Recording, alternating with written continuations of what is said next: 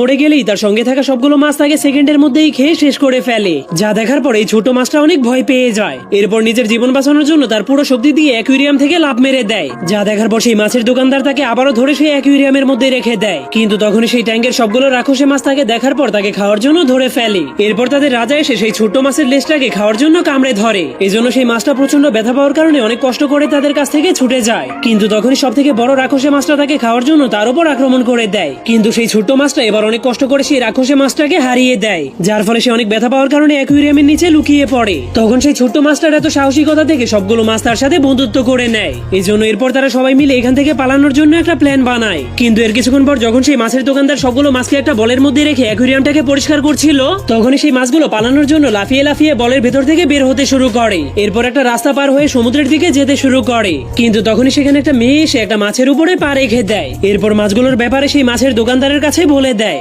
যা দেখার পর সেই মাছের দোকানদার মাছগুলোকে ধরে আবারও সেই অ্যাকুয়ারিয়ামে রেখে দেয়। তো বন্ধুরা, পরে মাছগুলোর সাথে কি হবে তা দেখতে চাইলে কমেন্টে পার্ট 2 লিখে দিন।